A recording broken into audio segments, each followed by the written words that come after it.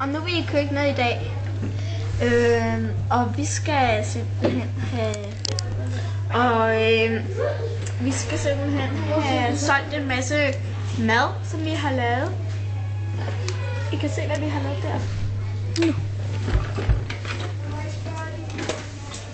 Dejlig spaghetti med kødsovs.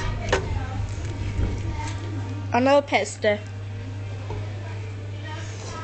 Så har vi også lavet en boccia. Citronboccia. Kan I lige smage? Tak. Det var til Karsten, vores fotograf. Og så kan man købe nogle gulerødder, appelsiner. Og så laver vi også mad til børnene på skolen. Og her kan du fortælle, hvad der er i? Der er nudler og nogle spyd, man kan købe for anden gang. Og så en masse slik, smoothie. Og man skal altid huske at rydde op igen.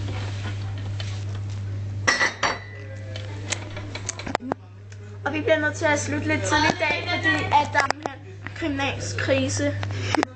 Vi ses, og god jul. Og næste gang, eller det om dans, så skynd dig at tage dine rigtig gode sko på.